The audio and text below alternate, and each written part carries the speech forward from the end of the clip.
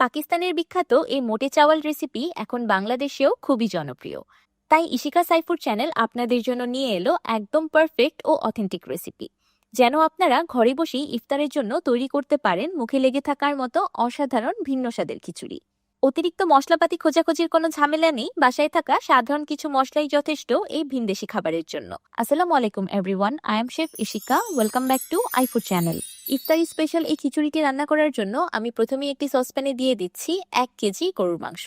এই খিচুড়িটি রান্না করার জন্য একদম হাড় চর্বি ছাড়া সলিড মাংস ব্যবহার করতে হবে। চেষ্টা করবেন এমন বড় সাইজের মাংসের পিসগুলো ব্যবহার করার। ইচ্ছে করলে রান্নার প্রথম পর্যায়ে হাড় চর্বি ব্যবহার করা গেলেও পরবর্তীতে সেগুলো তুলে ফেলতে হবে।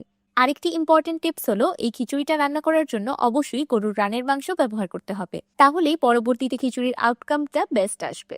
এবার মাংসে দিয়ে দিচ্ছি 1.5 কাপ পেঁয়াজ কুচি, 10টি বড় সাইজের আস্ত রসুনের কোয়া, 4টি বড় সাইজের পাকা টমেটো, 2 টেবিল চামচ হলুদের গুঁড়া, 4 টেবিল চামচ লাল মরিচের গুঁড়া, 1 টেবিল চামচ ধনিয়ার গুঁড়া, 1 টেবিল চামচ ভাজা জিরার গুঁড়া, 1 টেবিল চামচ আমার স্পেশাল হোমমেড গরম মশলা পাউডার, 1 টেবিল চামচ চাট মশলা, 1 টেবিল চামচ চিলি ফ্লেক্স, আর 2 টেবিল চামচ বা স্বাদ মতো লবণ।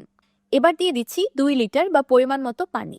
আচ্ছা, আপনারা যদি হাতের কাছে চাট মশলা না পান, তাহলে এখানে চাট মশলার পরিবর্তে প্যাকেটের কিনা চটপটি মশলাও ব্যবহার করতে পারবেন। প্যাকেটের চটপটি মশলাগুলোতে চাট মশলা ব্যবহার করা হয়, তাই অটোমেটিকলি একটা কাছাকাছি স্বাদ চলে আসবে। এবার সবকিছু একসাথে নেড়েচেড়ে খুব ভালোভাবে মিক্স করে নিব। এবার ঢেকে মাংসে একটি বলক তুলে নিব। মাংসে বলক চলে এসেছে। এবার চুলার ফ্লেমটাকে একদম লো করে এটাকে ঢেকে রান্না করব মাংসগুলো একদম সফটলি সিদ্ধ হয়ে যাওয়া পর্যন্ত। আপনারা ইচ্ছে করলে এই কাজটা প্রেসার কুকারেও করতে পারবেন, কোনো অসুবিধা নেই। মাংস সিদ্ধ করার এই কাজটা প্রেসার কুকারে করলেও স্বাদের কোনো হেরফের হবে না। বেসিক্যালি মশলার সাথে মাংসটাকে সিদ্ধ করা হচ্ছে, আর কিছুই না। তাহলে মাংস সিদ্ধ হতে থাক, এই সময় খিচুড়ির অন্য প্রিপারেশন করে নিই। একটি প্যানে দিয়ে দিলাম 1 কাপ মুগ ডাল। এবার চুলার লো ফ্লেমে মুগ ডালগুলোকে খুব ভালোভাবে ভেজে নিব। খিচুড়ি রান্নায় মুগ ডাল ভেজে ব্যবহার করলে খুবই দারুণ সুন্দর একটা ফ্লেভার আসে। ভাজতে ভাজতে মুগ ডালগুলো থেকে খুব সুন্দর একটা ঘ্রাণ ছড়িয়ে পড়েছে, আর কালারটাও হালকা পরিবর্তন হয়ে গিয়েছে। এবার এটাকে চুলা থেকে নামিয়ে খুব ভালোভাবে ধুয়ে নিব। এইদিকে মাংস সম্পূর্ণ সিদ্ধ হয়ে গিয়েছে। আমি মাঝে মাঝে নেড়ে দিয়েছিলাম যেন তলানিতে লেগে না যায়। আর মাংস সিদ্ধ হতে হতে যেই আস্ত মশলাগুলো দিয়েছিলাম সেগুলো সম্পূর্ণ গলে গিয়েছে।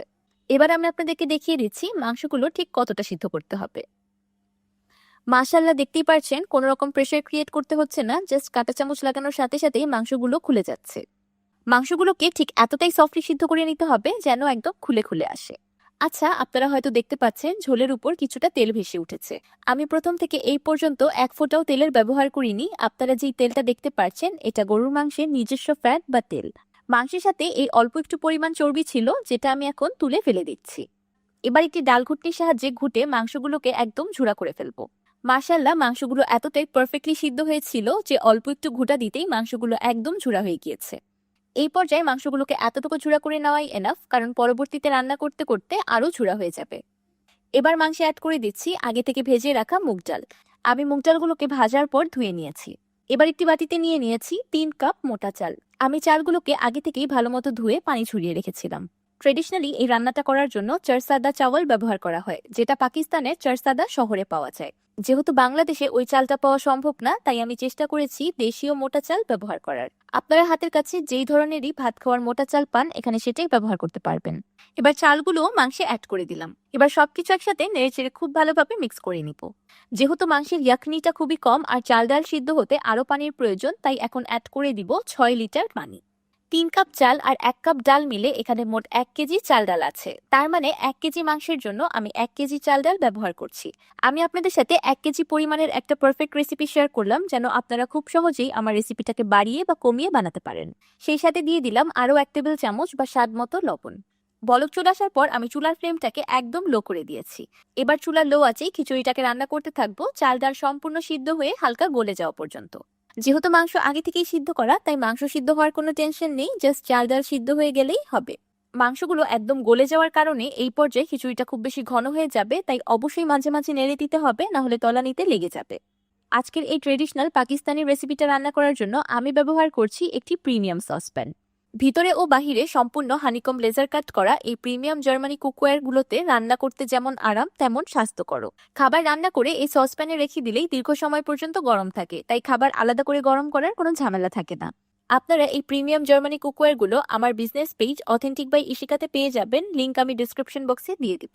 খিচুড়ির পানি অলমোস্ট শুকিয়ে এসেছে আর চাল ডালও সম্পূর্ণ সিদ্ধ হয়ে গিয়েছে। এবার কিছুক্ষণের জন্য খিচুড়িটাকে অনবরত নাড়তে থাকবো, চাল ডাল হালকা গলে গিয়ে মাংসগুলো একদম ঝুড়া ঝুড়া হয়ে যাওয়া পর্যন্ত। খিচুড়িটার একদম লাস্ট আউটকাম এই নাড়াটার উপরেই ডিপেন্ড করবে। নাড়তে নাড়তে সবকিছু একসাথে খুব ভালোভাবে ব্লেন্ড হয়ে যাবে। খিচুড়িটা রান্না করতে এই পর্যন্ত আমি এক ফোঁটা তেলও ব্যবহার করিনি। একদম অয়েল ফ্রি একটা খিচুড়ি তৈরি হয়েছে, আলহামদুলিল্লাহ। আপনারা এই পর্যায়ে খিচুড়িটা খেয়ে নিতে পারবেন।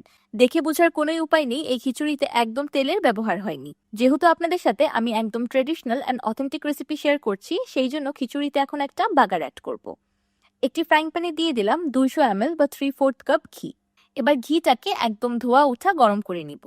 আপনার ইচ্ছে করলে এখানে ঘিয়ের পরিবর্তে রান্নার তেল বা সরিষার তেলও ব্যবহার করতে পারবেন, কোনো অসুবিধা নেই। কিন্তু ট্রেডিশনালি এই বাগারটা ঘি দিয়েই দেওয়া হয়। ঘিটা গরম হয়ে গিয়েছে, এবার গরম গরম ঘিটা খিচুড়ির উপর ঢেলে দিলাম। ঘিটা অ্যাড করার সাথে সাথেই খিচুড়ির লুকটা একদমই চেঞ্জ হয়ে যাবে আর চারিদিকে এত সুন্দর একটা ঘ্রাণ ছড়িয়ে পড়বে যেটা একদমই মুখে বলে বোঝানো যাবে না। এবার নেড়ে চেড়ে ঘিটা খিচুড়ির সাথে খুব ভালোভাবে মিক্স করে নিব। মাশাআল্লাহ, দেখতেই পাচ্ছেন খিচুড়িতে কত দারুণ সুন্দর একটা কালার এসেছে। এই পর্যায়ে বাসার সবাই জেনে যাবে যে আপনি কোনো রাজকীয় স্বাদের খাবার রান্না করছেন। রান্না একদমই শেষের পর্যায়ে। এবার উপর থেকে দিয়ে দিলাম বেরেস্তা। এই খিচুড়িটা রান্না করলে বেরেস্তা অবশ্যই অ্যাড করার চেষ্টা করবেন, কারণ বেরেস্তা এই খিচুড়িতে একটা এক্সট্রা ফ্লেভার অ্যাড করে। তো তৈরি হয়ে গেল ট্রেডিশনাল পাকিস্তানি মোটে চাওয়াল রেসিপি। আর আমি এটার নাম দিয়েছি ইফতারি খিচুড়ি। কারণ ইফতারিতে এমন একটা খিচুড়ি থাকলে যে কারো মন খুশি হয়ে যাবে আর সাথে কিছুই লাগবে না। আমি আজকে খিচুড়িটা পরিমাণে একটু বেশি রান্না করেছি, কারণ আমি এটা কয়েকজনকে খাওয়াবো। আপনারা খুব ইজিলি আমার এই রেসিপিটাকে হাফ করে বানাতে পারবেন। আমি আপনাদেরকে খিচুড়ির ফাইনাল লুকটা কাছ থেকে দেখিয়ে দিচ্ছি কতটা বেশি লোভনীয় হয়েছে। খিচুড়িটার লুক দেখেই আপনারা অলরেডি বুঝে গিয়েছেন এটা খেতে কতটা বেশি মজার হবে। এই পর্যন্ত আপনারা যত ধরনেরই খিচুড়ি খেয়েছেন না কেন, এটার স্বাদ কোনো কিছুর সাথে মিলবে না। আমি এই পর্যন্ত যাদেরই এই খিচুড়িটা বানিয়ে খাইয়েছি তারা আমার এত প্রশংসা করেছে, আলহামদুলিল্লাহ, যদি আমি আপনাদের শোনাতে পারতাম। তাই আমি চাই আপনারাও এই খিচুড়িটা বাসায় বানান আর সবাই আপনাদেরও প্রশংসা করুক। আমার মনে হয় না এমন কোনো মানুষ খুঁজে পাওয়া যাবে যার এই খিচুড়িটা খেতে ভালো লাগবে না। খিচুড়িটা দেখতে রিচ ফুড মনে হলেও খেতে খুবই বেশি কমফোর্টিং। শুধু ইফতারে নয়, ঈদের আয়োজনেও কিন্তু রাখতে পারেন এই আকর্ষণীয় ও ইউনিক রেসিপিটি। এই খিচুড়িটা বাসায় একবার বানিয়ে খাওয়ার পর আপনি অন্য সব খিচুড়ি ভুলে যাবেন আর শুধু এটাই বারবার বানিয়ে খাবেন। আমার কথায় বিশ্বাস করার প্রয়োজন নেই, নিজেই একবার বাসায় বানিয়ে দেখুন, অবাক হয়ে যাবেন। তখন আমাকে এসে কমেন্ট করে জানাতে ভুলবেন না কিন্তু। আমার আজকের এই ইফতারি খিচুড়ির রেসিপিটি যদি ভালো লেগে থাকে তাহলে ভিডিওতে অবশ্যই একটি লাইক দিয়ে দিবেন আর আমার চ্যানেল সাবস্ক্রাইব করে আমার চ্যানেলের পাশেই থাকবেন। আল্লাহ হাফেজ।